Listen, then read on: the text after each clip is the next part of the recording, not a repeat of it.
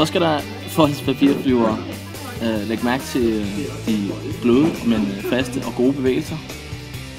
Her første step i den magiske rumfærge, som Frank lærte at holde allerede i 3. klasse.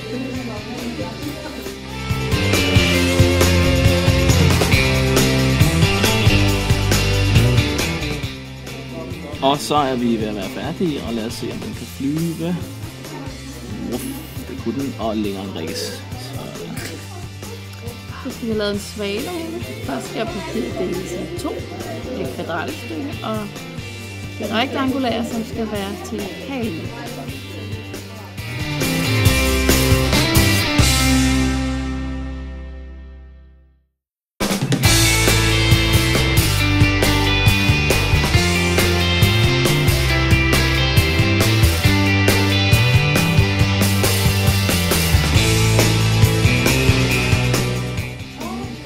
Vi have foldet næbet, så fuglen kan pudre.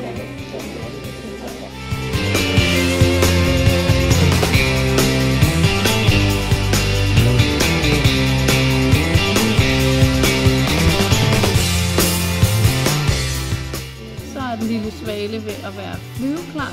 Så skal vi have foldet halefjerene og afsted.